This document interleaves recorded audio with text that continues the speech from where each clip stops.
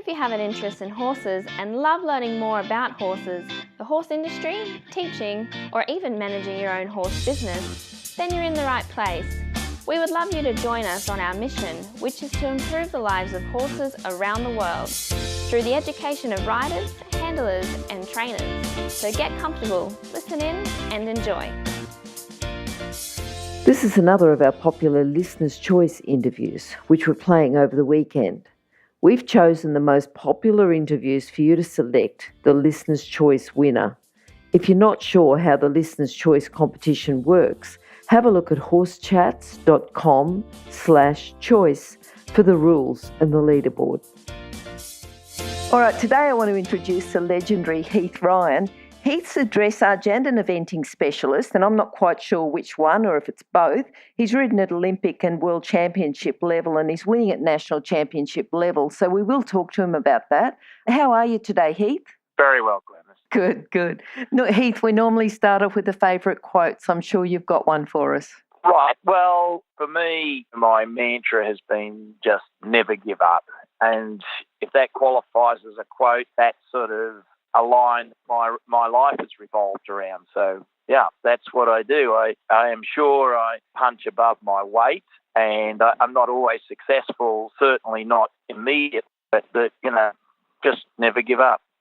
All right, we're going to ask you a bit more about that later on in the interview, Heath. Now, I know that you've got a horsey family. I think at one stage you were riding eventing. Rosie, your wife, was riding dressage. Your brother was going to ride eventing. His horse went lame, and your parents were both driving. And where was that, at World Championship level? Yeah, that was probably, in a way, that would be, from a family point of view, our most memorable moment, and that was in 1990 at Stockholm. And Rosie, my wife, was on the Australian dressage team, and that was the first dressage team to ever leave Australian shores. And I was on the three-day event team. Matt was supposed to be on the three-day event team, but his horse went lame, so he switched, and he was the groom for Mum and Dad, who were in the four-in-hand carriage driving competition. So it was a real family effort. I don't know if we ever recovered financially from that effort, but we dine out on it lots. It was a wonderful thing to have done. Yeah. All right, so obviously you're from a horse family. What are your first memories of horses? Well, my dad was a large animal vet, and he was very keen about the idea of we boys being involved in horses. He was a lecturer at Sydney Uni for a long time, and they had ex-police horses there. And in those early days, I'm just trying to think, but that would be in the 60s, all the vet students, it was compulsory for them to ride a horse a little bit. They were ex-police horses. And, of course, we boys got to be put up on these horses occasionally, and that was our first look at it. We were probably, 5. And I do remember going for a ride and stopping at a dam and letting the horses have a drink and them putting their heads right down, and I thought I was going to fall off, and it was a terrifying experience. It's funny how when you're that young, it's the most terrifying experiences that seem to have made enough of an impression to be remembered. Yeah, but that was my early days. All right. Now, from there, because I know you went to the UK, did you leave school and go to the UK, or did you work in between? How did that work out that you went from school to become a professional? Was it a direct, I'm going to work professionally with horses, or was it a bit of a roundabout way to get there? I think I sort of finished school in the late 70s, and I was at a bit of a loss. I really, really did not want to go to university. I was sports mad. And one of the, my major interests was riding. I was a terrible rider. I'd just done pony club. I loved it. And I think Mum and Dad decided it would be a good way to get me out of their hair. And I went off to England in Devon with Colonel Froud. He was running a course there. He had been the national instructor for England. In those days, they had such a position. And he was running a private British Horse Society assistant instructor course, instructor's course. I went on and signed up to try and become an assistant instructor. It was called a BHSAI in those days. And I loved it. I was fascinated by the whole thing, and that was the beginning. I don't think I had meant to go off and become a professional instructor or rider. I was certainly a competitor since, I think I was born a competitor, but the horses sort of just gradually evolved into my life. But that certainly crystallised my interest was when I went to England and did 6-month course there with Colonel Proud, Bill Proud. He actually wrote a few books and things that you can still find in the bookshops if you look around. Mm-hmm. All right. And I had a quick look. Now, we've done at this stage over 100, and you must probably be about 113, say 112, 113. And I had a look through and did a quick search of people who have said that you've influenced them in their career, and 13 at this stage. I just think, wow, that's pretty good. Actually, no, we're up to 99. So, that's 13%. And we're not, we're already talking industry specialists, and you've had some influence. So you've really had a lot of influence over a lot of specialists who've gone on to become specialists. It's really good statistics. What I want to ask you, though, is the core skills. So when you first see someone and they say, look, I want to work with horses, I want to have a career with horses, what core skills are you looking for? Yeah, lots of people ask me that. And we have 8 students with us who work full-time. And, we would like to think at least 3 of them make the Olympics in 2020 for Tokyo, which is a pretty serious statistic. If you think there's probably only 16 riders get to ride for Australia at the Olympics. It's definitely not talent. I never select some talent. In actual fact, I don't select anybody. All the people that ride with us today or in the past have been people that have sought us out. So they're people that felt that we had something to offer them and they were here because they wanted to be. I think just at the moment, Hazel Shannon is having a wonderful success here, and she won Adelaide 4-star in 2016, and she'd only been riding eventing for 8 years. Now, she'd grown up in the Gulf country in North Queensland, and her family come from a camp drafting background, but it's a bit of a long story, but she came to us through her aunt and stayed on and has done very well. Now, we have a collection of about 4 of these kids have all ridden Grand Prix and trained their own horses. And they're all under 30 and, I call them kids. They're not kids anymore. But the thing about it is that they are mentally and physically very fit. They find us and then we would work, 12 hours is a normal day for us, and at times we can do 16 or 18 hours, especially when we're competing and we travel all night to the competitions. So it always sounds romantic, but it's not. It's really, really hard work. So it's just the kids that survive us, that stay and not only survive, but actually realise that it's a wonderful sort of opportunity and embrace it. Now, I think most Olympians, and we are, not everyone's interested in sort of elite riding, and that's fine, but that's what we specialise up in. But most Olympians are produced by their mums and dads. And so, as a 6-year-old, they're bought a pony, and the mum and dad usually are either really fancy riders themselves, so they know the pathway, it's a knowledge game, or they live alongside an instructor who's pretty jolly handy, and they take their child to that instructor once a week. And then as the child grows, gets a bit older, they upgrade the pony. And then weekends, most of your Olympians have come from parents that have then take the kids out on pretty regularly, most weekends or a majority of weekends in the year, to competitions. Now, of course, to start with, it's just fun. That's critical. But there is a line that gets crossed there. Now, by the time you're 18, most Olympians, you can see them pretty clearly. And they might be an Olympian at 18, but you can see that's a budding Olympian. Well, the kids and the staff that I have are kids that have finished school, 18 or 19, 17, some of them, and they have this dream. But, they maybe haven't had the perfect start. So they think, I want to ride for Australia, and they have this passion. But usually the only thing open for somebody like that is they go to a top rider. But if you're not already a top rider by the time you're 17 or 18, then you slot into a slightly different section. You become a groom. Now, that's actually it's not necessarily quite like that, but you become an important part of an Olympic program. So you look after the horses and you exercise them, and you become an invaluable part of promoting that rider's career at the Olympics. So you become part of an Olympic program, but you don't become the star yourself. You've actually missed the boat. Most parents have to do it themselves.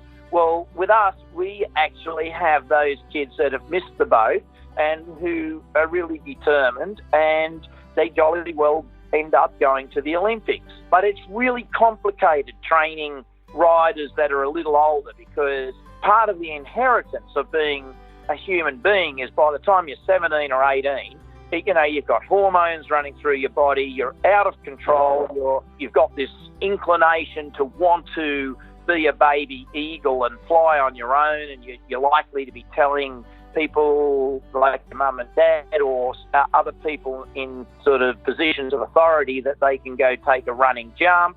And so that makes it really complex to train somebody, because this has to be all in, boots and all. And so when you look at that statistic, that's what we have managed to overcome. And there are very few places in the world where the kids that fall into that category, no matter how badly they want to be an Olympian, they are so difficult to train, and it's such a complex project that they're not produced.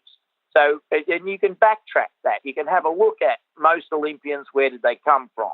And that's not what happens with us. So that's what's happened. Now, I don't understand how come we did that. That's something I don't understand, but it is what clearly recorded in history now, and it's a very interesting phenomenon. So what's happened is, in the early days when we were at Lochinvar, we had the instructors course, which was tied in with the National Coaching Accreditation Scheme, and giving these kids a qualification for their 6-month involvement with us. So the kids would finish school and their parents would pay for them to do the instructor's course. And, with the gap year being something that was socially acceptable, the parents would go, oh, well, at least, if they haven't gone to uni, they can still get a qualification. And that's a con, but it worked brilliantly. So it introduced us to lots and lots of kids with talent. Now, I don't say that with talent as in natural riders, but people that were wanting to stay in the horse industry and, had lots of very interesting thoughts about what they were doing. And so that's where those riders would be introduced to us. And so they'd do 6 months. Well, of course, the guys that found themselves very compatible with it, and our instructors course was really involving competition. We'd be on the competition road every weekend. And, of course, this was a huge eye-opener to a lot of those kids, and they embraced it. And then when the course was finished, the journey had been started, and off they went. And some of them would then stay on with us, but others not, but experienced careers within the industry that were started there. Today we run it a little differently in that we don't run the instructor's course, and it evolves as you learn more and more, but it's quite a phenomenon. And, we're very proud of it, and it nearly kills Rosie and I. But, yeah, that's kind of how we eased into being where we are. Mm-hmm, mm-hmm. Certainly a good record. I think actually, up to 99, and I was just having a think, I think number 100 too. So that's 14% of the first 100 that you've influenced. So, and these are people who are already specialists. They're already riding, some Olympians, some riding and competing at an international level. So good record. Now, what about people who've... Oh, no, sorry, I didn't. But I was just going to say some of those guys are actually now, as old age sort of dawns on the horizon, some of those guys now are sort of in administration areas and, sort of part of the high performance team at the Olympic levels and things. So, and sort of chairs of boards, and it's a wonderful thing. It's really lovely, and it's fascinating to watch these kids go on and be successful. And I think being in the horse industry, it actually is a really healthy way to conduct your life. Yeah, a bit of hard work never hurt anyone, I suppose. Yeah, but it's also, you can't perform unless you completely dedicated to the well-being of your horse. So it's not just about you. Right from the start, your number one priority has to be your horse's welfare. You know, unlike most elite athletes, which it's all about them, you know, there is that in there. It's got to be a focus, but the focus must never, ever override the well-being of the horse. Otherwise, you're just an also-ran. And that's a good thing. All right. Now, people who've helped you, you've talked about Colonel Froud. Who else do you think has helped you along the way? Well, sort of kaleidoscope of different ideas and influences, and I've been very lucky, you know. I mean, I got a lot more focused once I went to Colonel Froud, and he was great for me because he was this sort of English army colonel, and, you know, he just about would line us up standing. We'd all be at attention, and he'd go and check whether we'd groomed our horses properly. And he'd go on to the croup of the horse and use his fingernail, scratch the hair backwards. If any dust came up, you were considered to have cleaned your horse properly. And there was none of this hosing down that we do today. It was all with a body brush and a curry comb, you know. And so that's exactly what would drive me insane, realistically. But the attention to detail and the systematic approach, and then amazingly enough, still in loving what we did there, you know. I mean, normally that would just turn me straight off, and I loved it, the experience. So that was really important, being systematic. The other thing that I discovered with Colonel Froud was I had one horse. We had one lesson a day. Her name was Mayflower. It's one of the only horses, well, it's one of the few horses I remember their name. And she was this wonderful mare, and she looked after me. God, I was a terrible rider. And I realised that I was really enjoying it halfway through the course. And I thought, oh, you know, the worst things could happen to me than trying to be really good at this and, you know, spending my life in this industry. And so I asked Colonel Froud, I said, look, I'm loving the course. I'd like to get a second horse because I'd like to learn more. I'd like to intensify up this experience. It's going to be a very short period of my life, and I'd like to get as much as I can. He said, no, we don't have another horse. I said, oh, okay. Well, what about if I went and competed Mayflower of a weekend, because we wouldn't work of a weekend? He said, no, I can't risk the horse getting hurt because that's my income and I can't charge you if you can't ride. And so basically the answer was no. And so I thought, gee, you know, I need to take more of an advantage of this. So what would happen is, like, he'd say, you know, down this long side, and there'd be 5 of us in the group. There was no private lesson stuff. And he'd say, right, shoulder in. So we'd all come shoulder in. He'd be standing at the end of the long side. And he was quite an intimidating character. He was always really good. But, you know, army, like British Army. Like, he was straight, serious.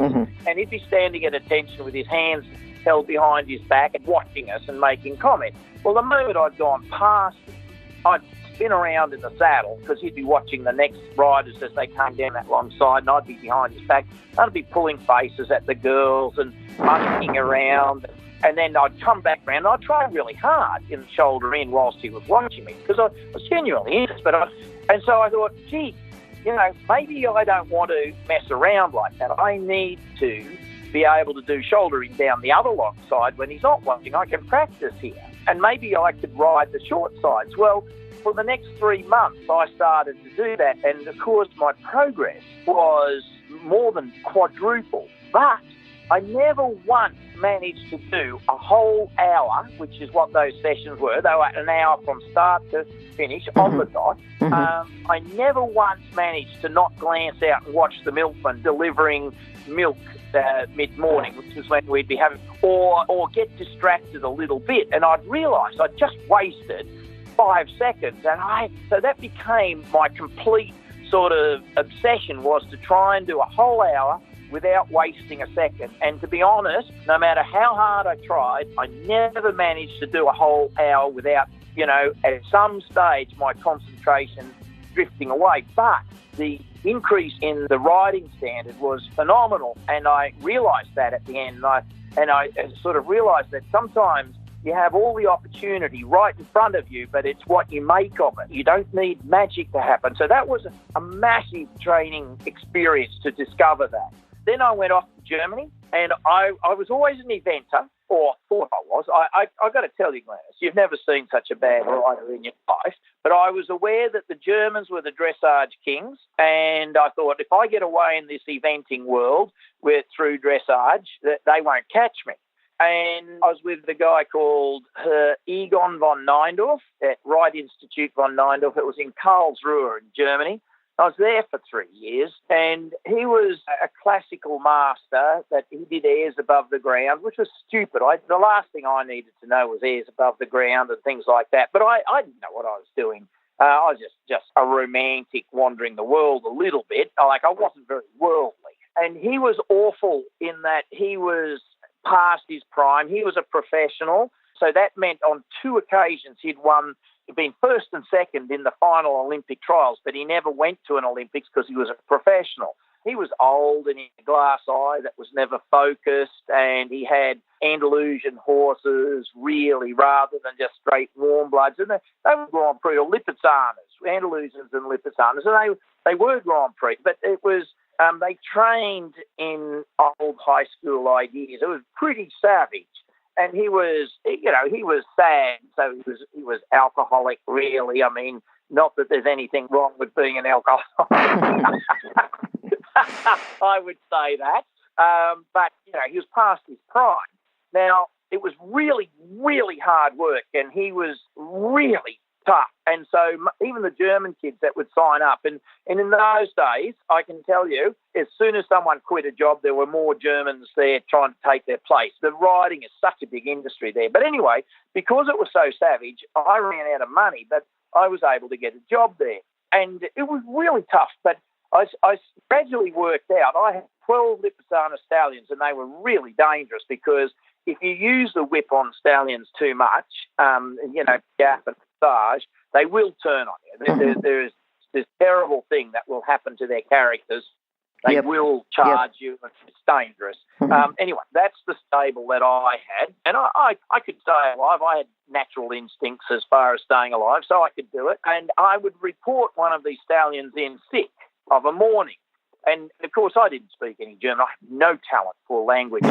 So it's an interesting exercise. But I'd say one of them was sick. Well, that one wouldn't be given out to pupils for lessons during the day. Now, the stable would close up at 8 o'clock at night, and that was when the staff were then able to ride. And, of course, the other German kids would all be exhausted, and they'd go home. So I was there with a guy called Bart Roseret, and he was a Belgian boy, Flemish. And he and I would not just ride our own horses, but we would ride all the other staff's horses as well. It was a great work. And then we would pull out the horses we'd said were sick. So we'd be riding 2 o'clock in the morning, but riding these pure white Lipizzaner stallions, Piaf and Passage. And I guess over the 3 years, maybe 15, 20 times, Von Neindorf would wander in at 2 o'clock in the morning, and we'd see him, and we'd think, God, we're going to get sacked. We've had it. And he'd walk in, and he'd be drunk. He would give us a lesson, and then he'd walk out. And it was never brought up the next morning, and never a thing said. So, I never did quite figure out that, whether he remembered it, what his view on it was, whatever. But anyway, we survived there, and that was an amazing experience there with the Grand Prix work. It wasn't great in that it was quite a terrifying experience, and it was about staying alive. So, there are considerations of you can't be hostile with horses if they're going to run right at the top for you, and that they'll save your life. It really at the top, like there's huge discipline, but they've got to be your best mate. It's not a horse. It's not an animal. It goes beyond that. And that didn't encourage that aspect of performance. And it had a lot to offer, but a lot of horses got injured or broken. And I realised that I was in terrible trouble if I came home to Australia and broke horses like we did there in Germany. And so I went from there to Nuno Oliveira in Portugal. That was a he completely different. He was a French style of riding, and it was on the weight of the reins. There were no extensions, lots of passage, and he would also train horses quite quickly, but very light, very gently, and there was no breakdown with his horses. So I was very interested in that. He was a freak of nature, Nuno Oliveira, and to this day, Oliveira, I would watch a horse canter backwards around the arena. I've never seen a horse canter backwards ever again. The guy was unreal, but you had to get up at about 3 o'clock in the morning to watch him ride, because that's when he would ride. And then all the rich people would turn up, and I was paying for my stay there, and I didn't last that long there because I ran out of money, but we would have lessons starting at 9. And by the time we'd finished, we would have sherry at midday, and we were all so drunk, including Oliveira, that it was just hopeless. But everyone would go in and be drinking, at midday, and it was always sherry, and oh my God. So in a way, it was a disaster, but you had to be there at 3 in the morning to watch him ride. And of course, then by midday, he was finished. And so it was a fascinating experience. And so anyway, and then from there I went back to England, and Jane Houghton Brown had an interesting stable where she was jumping. She was a jumper, but she was also switching over to dressage at the time. So I was really interested in trying to get a bit more eventing orientation in England. And that was great. And I met Rosie, my wife there, or my wife-to-be at that time. And then at home I came, and here I am now. Okay. Wait. Can you hear anything? No? That's because we're waiting for someone with a good quality horse product to be advertised here. If that's you, then contact us, horsechats@horsechats.com, and we'll send you the details. Thanks. Now, just to do with the dressage and eventing, are you a dressage rider or are you an eventer? Are you an eventer who does dressage, a dressage rider who does eventing? Yeah, I think that changes depending when you ask me. I think what started me off was I was always a competitor. Mm-hmm. And so when I have a top dressage horse going, definitely a dressage rider. And Ricardo Noir is finished as being my number one horse. Now, he's 23, I think, but he's still sound. Mm-hmm. And he's been 3 times the Australian Grand Prix champion. So, of course, I was a dressage rider then, but yep. I've also been 3 times the Australian 3-day event champion, and that included 2 of those times when it was roads and tracks and steeplechase. So yes. That's a little bit long time ago now. But, of course, when I'm winning the big events, I'm an event rider. I think that sort of thing actually does compromise my performance right at the top at either one of them. It is definitely a little bit of a jack of all trades. And if you're going to be amazingly good, there are always worlds. No matter how good you are, there are worlds above and beyond where you've reached. And you can't see them. That's why they're so difficult to get into. But it is a knowledge game. Mm-hmm. And so really it's just how capable are you of studying the principles of the ideas for each discipline. And each discipline, much as there are skills that cross over and are helpful, they are also individual, specialised ideas, And if you try and do what I've done, and basically all I've done is my whole life has been a party. I've just done what I love. But there are levels above what I've done. Like the gold medals are well and truly above that. Mm-hmm. Mm-hmm.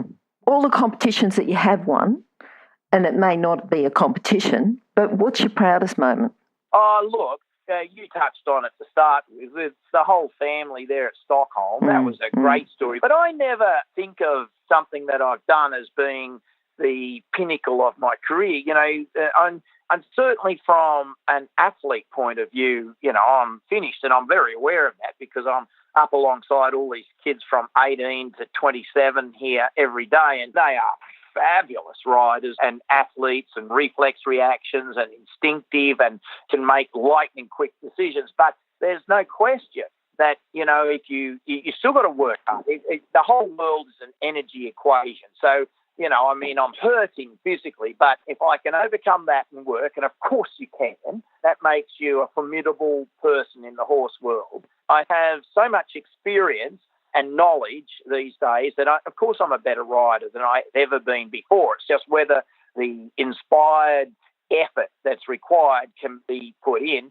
And thirdly, the horses I have now are amazing compared to the horses I had when I was in my 20s.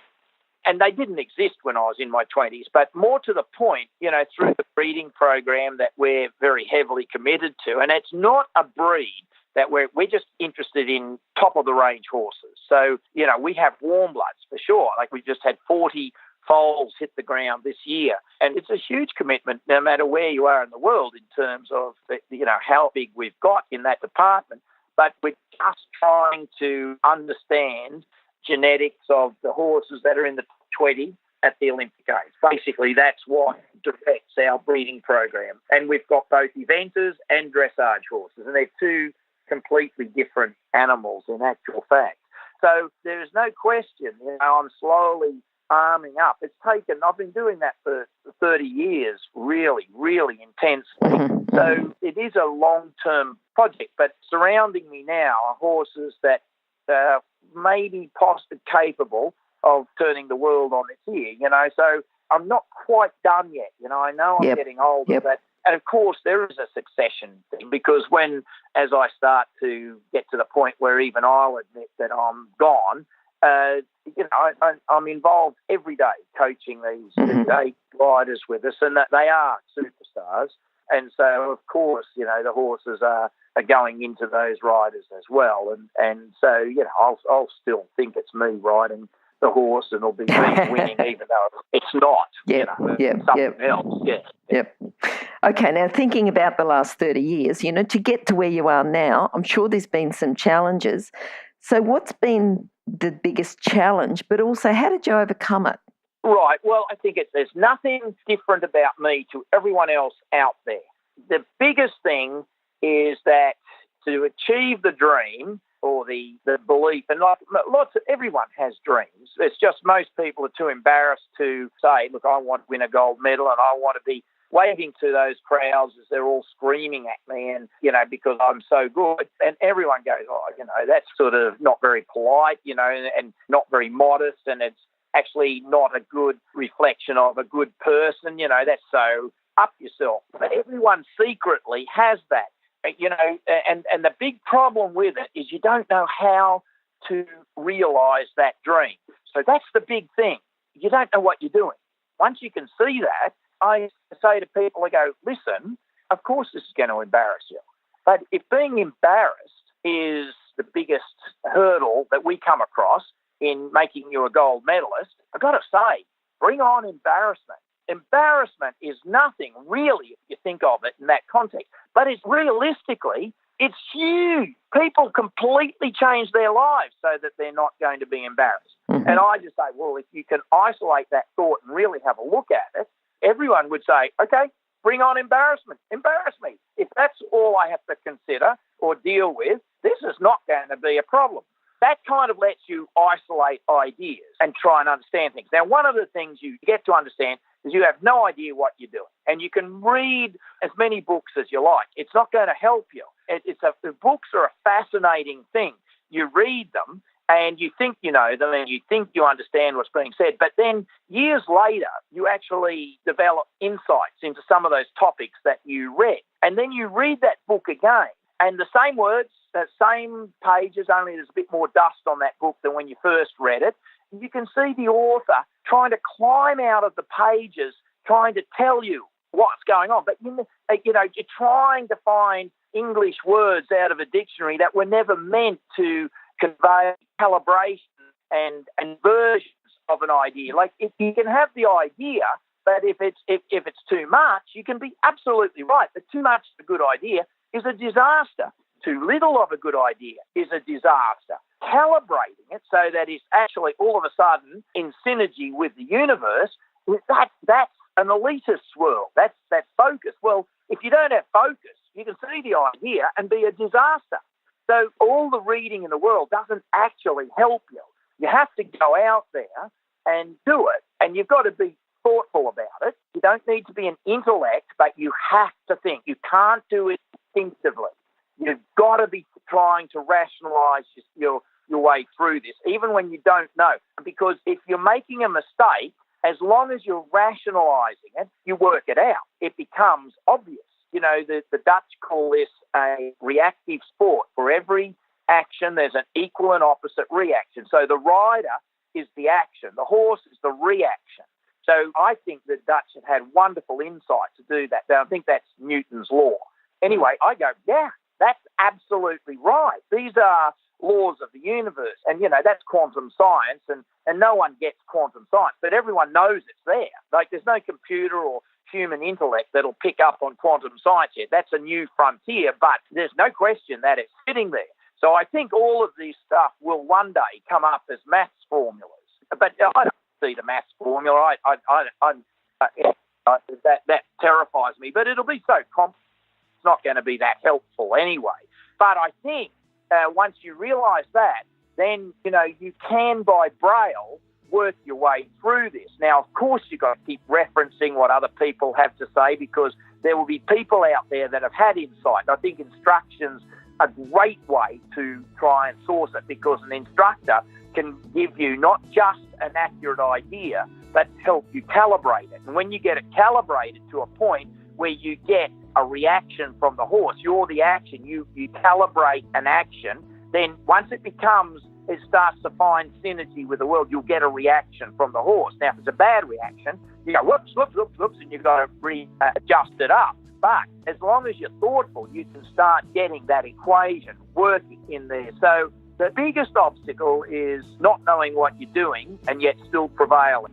And there's no magic in the world. Like, you don't just go and you sort of say, oh, brilliant, that's what I needed to know. I can do it now. Forget it. You're having yourself on as soon as you do that sort of thing. And the other thing is, you don't need to be a star to do this, but you need to never give up, as I said, and you need to accept that you might be really mentally slow, but that's not what makes the difference here. It's just trying to understand what's going on and keep working logic. There's got to be reasons for it. Now, occasionally you accidentally stumble across an idea, but like when you're doing flying changes, you know, and the horse won't do flying changes, and the odd horse, you know, has real trouble. Some horses pop flying changes through no trouble at all, but just as that horse exists, there are some horses which really, really struggle with it.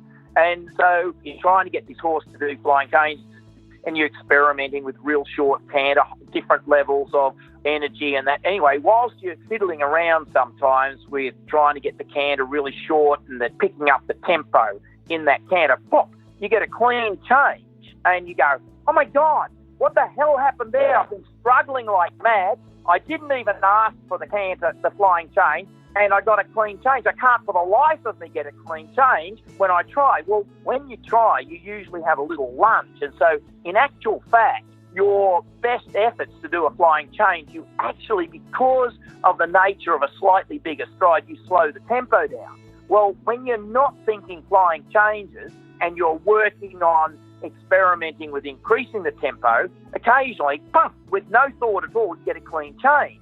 No thought on your behalf of doing the flying change. So the horse is actually just saying, look, if you can get those qualities in really at a certain calibration, then the flying change is so easy, it just pops out whether you ask for it or not.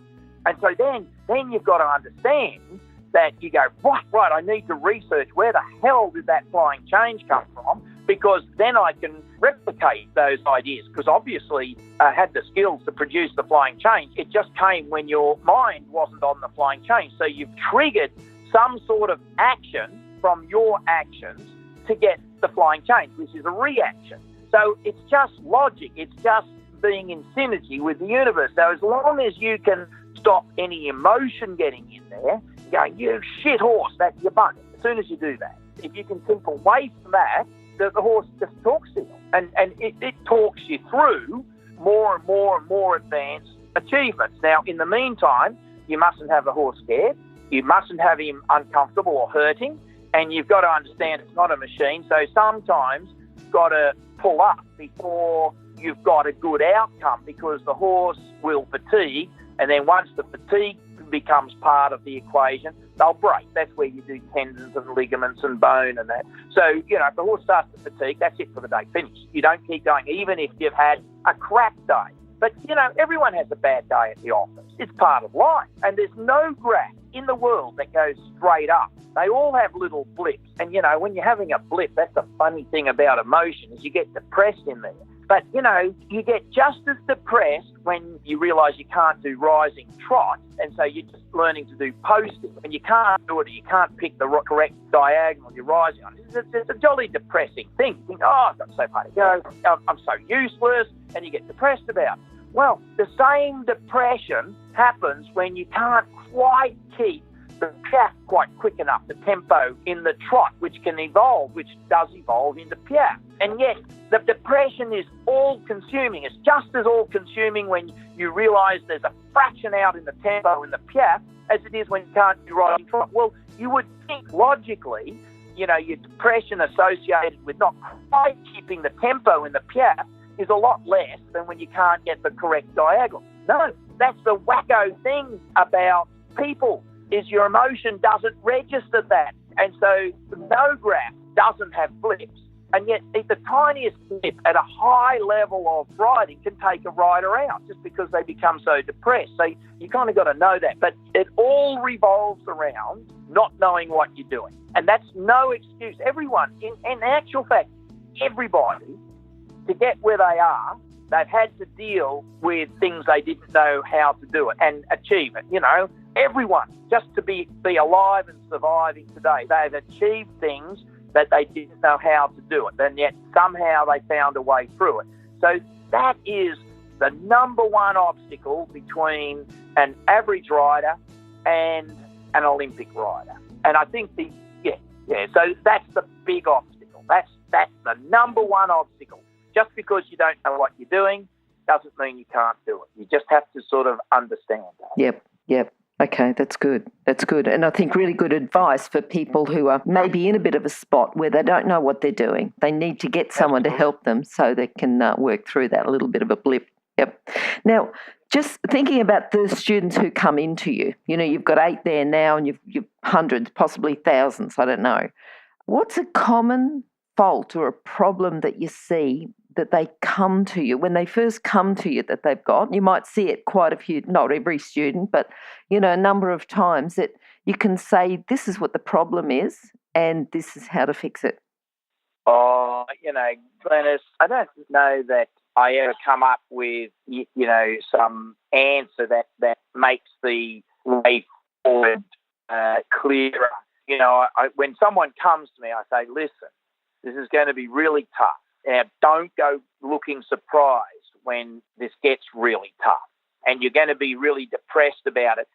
You and me and everyone else, we're just humans and we have to struggle with the fact that we are human. Now, this is an energy equation, so you have to throw yourself at it. It's just the more energy you put into it, the more of an outcome you'll get. So that's basically your currency. And you have to understand that, I'll certainly encourage you to be really good and go out after your medals. I think most Olympic riders have achieved about 65% of their potential. Mm-hmm. So, riding today is nowhere near where it will be one day. So, okay. It's relatively easy to ride at the top, but there are things out there things that last forever, and there's a reason they last forever because they actually do depict reality. So no pain, no gain. Mm-hmm. This is really painful. And you just got to understand that. In a way, we think of ourselves as surfing pain.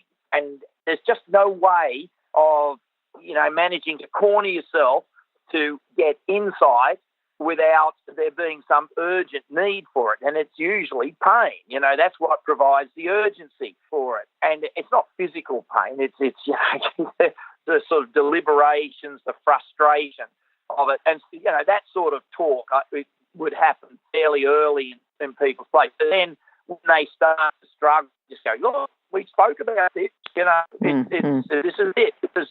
This is where the fantasy ends and reality starts to cut in. I think the people are prepared to make a big effort. That's the main thing. It doesn't matter who they are. They have to understand that nobody is God. So when you're having a problem, it's the same problem that everyone else will be having in some form or another. And I can't just say, look, this is what you do and you'll sort that. I can do that at a preliminary level, but once they start to, address potentials, there is no magic out there, and you have to struggle. My job is basically with the kids that I have here is no plateauing. So I'm always smoking through their programs, looking that they haven't plateaued. Plateauing is your ticket to mediocrity. But in terms of progress, so they've got to always be onto a project where they're making progress. But I never want a big improvement. As soon as you make a quantum leap with improvement, you've jumped across a whole lot of territory that you haven't studied carefully. So basically you don't own that territory. Well, it'll always come back to bite you. You've got to own your territory. And so we call it a millimetre technique. It's just tiny improvement. I don't care how tiny it is, but if you can do that on a daily basis, let me tell you, you're going to be a mega, mega, mega superstar. But as long as it's happening on a weekly basis, that'll get you to the Olympics. No problem. So we call it the millimetre technique, and it means if you just do it by a millimetre, you've studied it, you'll understand everything inside that millimetre. I would very much stay away from quantum leaps. Okay. And so that takes a certain type of person to be able to take that on board. So that will take a lot of people out. The boys, often go, oh, you train too slow. I'm going to someone else where it's faster and it's more exciting and I can train more quickly. Well, that's just, they can do that, but they won't make it. That's one of the things why parents are so powerful in producing Olympic riders, because the kids just grow up, from when they're 6. It's just years and years and years and years of moving up through the grades. As soon as you try and do it quickly, you're finished. And in actual fact, if you deploy the millimetre technique, it actually ends up being really quick. One of the things out there is if a rider stumbles across a megastar horse, then they do shine for a bit. But once they get right at the top, it's not enough. If they're relying on the horse making a serious contribution to the partnership, which a megastar horse can, the horse just can't stay confident when it's really right at the top. It's very lonely. You cannot be on your own. A rider has to have a horse, and a horse cannot be on its own. The horse has to have a rider. So you can't just have a megastar horse and then sit back and have coffee and think your horse is going to do it for you. If you get a freak horse, he'll let you perform, at a pretty fancy standard, but not right at the top. Okay. So it's just kids that are prepared to work hard, to understand that plateauing is their arch enemy, no quantum leaps, but a millimetre technique where they improve a little bit by a little bit. And, of course, when you're doing just little bits by little bits, it's hard sometimes to see, but if you can do that, you will become very good. If you're an equestrian coach or a horse riding instructor, or even if you aspire to be one, have a look at the free video series for horse riding instructors on the Horse Chats website. Go there now, have a look, horsechats.com.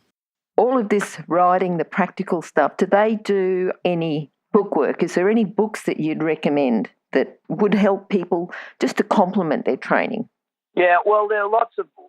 Nuno Oliveira wrote I think it's Equitation. I can't remember the name of it, but it's very beautiful. It's a bit philosophical, and I love it, but because I lived in that, I think the British Horse Society is very clever in their type of army upbringing. They do produce clinical, well-structured ideas, and you do need structure in your mind because you go out into unknown territory. So, it's certainly Colonel Froud helped me lots in sort of marking structure and discipline. And discipline has nothing to do with reprimand. So discipline is what you need to be able to produce melodies that the world has never heard before from a musician's point of view. But it's not by whacking them on the wrist with a ruler when they get a note wrong. You know, the discipline is they apply themselves to learning the scale and reading music, and from years of study they can produce the most beautiful things. So discipline is what produces beauty, you know, and so discipline's critical, but it's not reprimand. And so book-wise, I think the FEI rule book on definition on like things like on the bit and things like that is just brilliant. It's been written by geniuses. The trouble is when you first read them, it goes straight over your head. You know, the better you get, and then and when you read it again, you go, my God, you know, your insight is actually catered for within those definitions. They're total geniuses. So whoever, and it's probably been tweaked over the years, but it's a very good literary recording of what we're trying to do. It's just that words were never meant to convey calibrations and feelings and intuition and that. So it's a very clumsy way of recording experiences or trying to convey experiences, but it does give you structure. I think, you know, the old classics, Muesler and Podolsky and the old masters like that, I think those books are wonderful. They're great books. And the jumping books that are out there, you know, in this day and age, they're very sophisticated and good. I find them myself, you know, I remember trying to read a bit, you know, when I first started, and I found them quite intimidating. I certainly wasn't an academic, and so I found them intimidating. So that's a problem. And remember, you can find all the books recommended by our guests at horsechats.com/books. You can have a look at the guest page for the individual book they recommended, or just look at the recommended books by order of popularity at horsechats.com/books. Just thinking, you know, talking to you now, Heath, I just keep reminding you how much energy you've got. Have you always had that energy? Is this something that you had when you were young, when, you know, right through, have people always said you've got lots of energy? Because you've always had lots of energy. How does that work out? I think I do have lots of energy, but I think a lot of people mix it up with, you know, I'm sort of theatrical a bit and I yell a lot and I'm passionate. I'm definitely passionate. I have riders here who are very quiet. And, you know, when I'm explaining things or I'm telling them how ridiculous something is, they never say anything. And you think they're not passionate and they're not energetic. But I can tell you, as time goes by, they can only be successful if they're really embracing it and they're throwing a lot of energy at it. And they are. They're full of energy and they're full of passion. They're driven with these dreams, but they're not easily earmarked, you know, and I just think, whatever, you know, I'm just sort of over the top like that. And, you know, and I think it's very funny and I find it a way of expressing myself. And people say that, you know, I'm full of energy and I am driven. There's no question. And it's a good thing because it does help other people around me. But I got to say, as you get to know these kids, you know, and they stay for quite a period of time, like, you know, Gordon married Emma. Bishop. So Gordon Bishop married Emma Armstrong, and they were both women. Well, Gordon was with me 30 years. Emma was with me 15 years, you know, and Emma's a superstar. Like, she just won Wallaby Hill 3-star, and I think she'll be one of the hot favourites, or definitely somebody that the Australian selectors will be looking at for the World Equestrian Games later on this year. You know, I think it's helped them, but I think you've got to watch it because when you're really passionate and over the top, and I think everyone has the right to agree with my points of view. You know, and so you can burn people. So you've got to watch that, because if you burn them, they don't come back. Well, you failed as a mentor or as a coach, because you cannot, no matter how brilliant you are, it takes a lot of time to convey just how accurately an idea has to be absorbed and then sort of produced to influence the horse in a perfect way where there are no repercussions. And if you can get that good, that there are no repercussions in the way you influence a horse, then you are a genius. And I'm not. So, but it takes enormous time. It's a study. And so if you just throw yourself around a bit like I do, that's the downside of it. You've got to watch it because, you know, I'm really interested in helping Australia win gold medals, you know, but it can backfire. Absolutely. Is that the main thing that you're looking forward to in the future, is you taking your part? Because you not only ride, as a competitor, you've also helped with the coaching part of going to the Olympics as well. Is that what you're looking forward to now? Or what else have you got going on? I don't know. I know that I'm having a wonderful time, and we have these auctions, and I find that a real challenge because we do make all of our living. And these 8 riders, they're not really a commercial concern, because if they were, then every, stud and professional outfit would have half a dozen of these kids competing for them as well. Well, they're not. So they're not a commercial concern. So making enough money is a huge challenge. And so the auctions are with these horses, and these are horses that we've bred for ourselves, but selling them at a price which then pays our bills is a challenge. And if you're not good enough at it, you die. We've got 300 horses here that I own, not other people paying me for. You do your maths on that. Every single one of those horses is fed. So if we make a split, we go down the tube without a ripple being left where we were. And so that's a huge challenge. And I find that really invigorating. That gets you out of bed. You've got to pay those bills.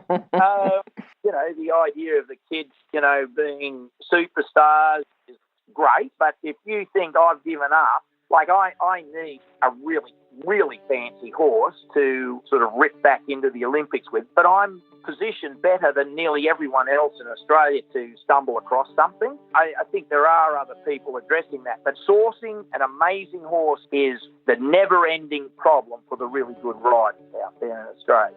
And for me, I go, well, eventing, I really know my way through it, and we have got some really good horses there, and I've got great facilities here, probably as good as anyone in Australia has got, from which I train from on a basis.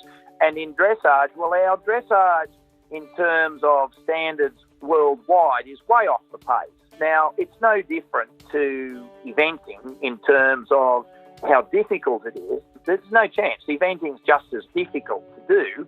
So there's no problem with the Australian riders. So that means that if you look on the positive side, it's actually that riding for Australia at the Olympics is an open invitation for anyone that really, really wants to try. But they have to understand how come we're not doing better now. And also, for me, I'm going, look, I've been there and done that and been an also-ran. I'm not interested in that. So if I get picked on an Australian dressage team with the horses I've got now, they are not good enough to win a gold medal or make an impression out there. And you can say, well, Heath, it might be you that's not good enough. Well, let me tell you, Glenys, the guys that actually win those medals, some of them aren't that good. The Australian kids are really good. And sure, there's finesse there, but that's to do with insight, knowledge, and a really freaky horse will give our riders that. So, if I stumbled across a horse that I thought would challenge for medals, then I'd definitely be back in there. And we're at the cusp of the breed. Like, we have a young colt coming up at the moment that's by De Niro, and De Niro is dominating all the gold medal horses up there at the moment. The majority of the top 25 horses at the Olympics, at the last 2 Olympics, De Niro was the dominant. He's a Donna Hull stallion. And this colt that we've got is out of a Totalus mare. Well, Totalus is, people sort of say, well, probably the best stallion, the best dressage horse you'll see for 100 years. Anyway, that's a little bit subjective, although the De Niro isn't subjective, that's a statistic. And so, you just go, well, the genetics, you don't know what you're going to get with genetics, but the genetics are part of a moving front line there. So if you can catch the rest of the world and maybe catch them slightly off balance there, which is always possible, you can come up with something that's beyond what they've got. And so that would interest me. and we're in the game. We're definitely there working on it. So, I don't quite know, Glenys, where I'm going. I just know I'm having a lot of fun, and I'm still managing to pay bills, and I'm watching all angles, just where I'll throw energy. And I have sort of cards on the table in all sorts of directions, and if I come up with a full house or something really, really good, I'll throw everything I've got at it. So it's all still exciting. Good, good. Oh, hang on a sec. Let me interrupt to let people know about the horse industry qualifications at onlinehorsecollege.com.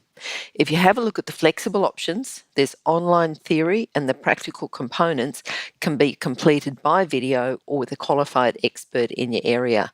That website again is onlinehorsecollege.com. Okay, thanks. Just to do with paying the bills, just very quickly, if you've got any tips for people who are just starting off in the horse industry about somehow paying the bills within their business to keep going. Yeah, that of course is one of the crippling factors for a lot of our top riders is trying to pay the bills. And of course, you kind of got to go for this when you're younger than me, and so you throw all your energies at winning, competitions, and that doesn't pay bills. So I would think people need to at least wrestle with that. I'm not telling them how to do it, and certainly for me, I'm very involved with breeding and selling offspring from those bloodlines, and I try and have very fancy foals. Mm-hmm. I'm involved with the stallions being available at start. The stallion business is what it once was, because you can get the best stallions in the world through this frozen semen. So most people are bringing it in out of Germany or Holland or wherever, and that completely makes sense. But it stops you working any numbers because that's quite expensive to do it with 40 mares or foals dropping. If I had to buy frozen semen for 40, I'd lose money everywhere. So the stallions I have are magnificently bred and if anything a little ahead of the game. Well, that's what I try to do. So I can offer a lot more security for people's outlay than frozen. And I do feel it's only a matter of time before we produce gold medal horses in the dressage world. And so, it's certainly making money. It's not making lots of money, but it makes money. I do a lot of teaching, and teaching is a good thing. It makes you go over your ideas, and it also makes you sometimes just not achieve what you're trying to achieve, but you just have to wait, because that doesn't mean you won't achieve it in the next lesson or the lesson after that. And that's a wonderful thing to start to see that happening, because that's applicable to riding and winning anyway. And so I am sort of really across the board there. I would just say to people, you have to think about it. You can't just say, it'll take care of itself. And it's the same with riding here. Like we go, like you mustn't plateau. So all of the kids here are focused up on gold medals. It's not going to the Olympics, it's a gold medal. So we know the exact scores those top riders are producing at the moment. We know exactly what they're likely to produce at Tokyo in 2020. We know exactly what scores we're producing. We know the gap. And then we have a plan in place to close that gap by 2020. And so, we're really serious. Now, I say to the kids, now listen, when you win this gold medal, what are you going to do then? And first there's total silence. And they look around, then they go, we'll win another one. And I go, no, you're not to. I say, there's no problem with you going after a second gold medal, but that's plateauing. If you just win another gold medal, you've plateaued.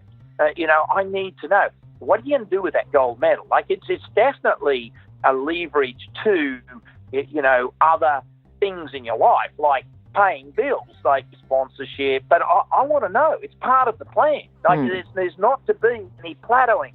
So, it's not just, oh, good, I've won a gold medal, aren't I a hero? That's the end of my life. I'm going, like hell, you've already, that just transitions the next phase of your life. And now, it doesn't mean you can't keep doing gold medals, but that's no longer the peak of your performance. You've got to keep going. It's got to leverage the next phase. So I think, not everyone wants to win gold medals, but you just have to understand that I would encourage you always to go with where your passion is, but it's got to be then when you achieve that, how's that going to advantage you? And it always will, but you've got to work it out, and then you've got to work out a strategy so that you go again. And that's important from a bill paying point of view.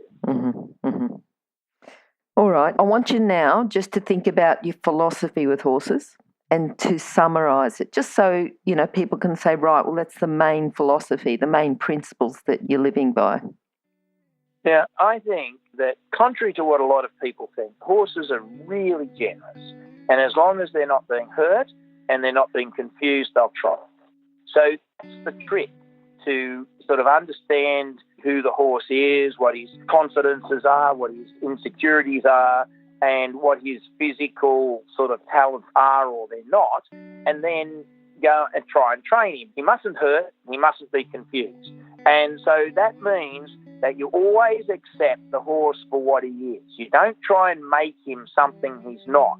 Now, as long as you can do that, you'll find that the horses try really hard. Now, the other thing that's really fascinating is when you're schooling, if it's your best shot within those parameters, I sincerely believe that the horses actually recognise your best shot. Not instantly, not straight away, but if you're a genuine person and you're trying really, really hard to train a horse and explain an idea to him, and you're a terrible rider, but you are completely genuine and you're not hurting the horse and you're not confusing the horses will actually reach out and try for you. So that is an incredible phenomenon. They're supposed to be dumb, according to science today. Well, I think science today only records part of what's in existence out there in the universe. And, you know, in terms of IQ and intelligence or not intelligence, just remember the whales were once just floating pieces of blubber until in our genius we discovered sonar, switched on the sonar and got the hell of a shock that realised that the whales were already there and having, you know, complex conversations. Complex conversations, so much so that even today we can't translate them. We can translate sort of secret messages during the war that were designed for, you know, the different sides never to understand. We're bright enough to do that, but the whales are too complex for us to translate. So there are lots of things out there that aren't what we're told they are. So if you're really genuine and you're riding a horse, you don't scare it, you don't confuse it, and you're a total useless rider, but you're completely genuine, I sincerely believe these horses will actually reach out and help you. Unbelievably so. But you don't make a horse what he's not. So if you're piaffing a horse and he's gifted with a very modest piaff, don't hit him harder, make him piaff more. That's a stupid thing. Don't make him what he's not. You've just got to celebrate when they're trying for you. That's it. If a horse is trying for you, that's the ultimate. And if he's not trying for you, you haven't made it clear enough to him, or you've confused him, or you've got him, he's hurting. And then back off. And so, yeah, I have a very different approach to that training, I think.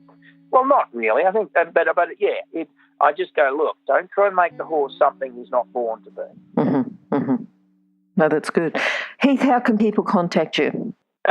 I have a website. Just look up Ryan's and you'll find it. And you're very welcome to email me, or I have a phone number. It's all over the place. But I'm usually riding, like seriously. You know, you'll ring me and I'll be in the middle of riding a horse, and I am studying when I'm doing it. So you're better off texting me if you do it, and I sort of try and follow up all my texts and things when I come in at night.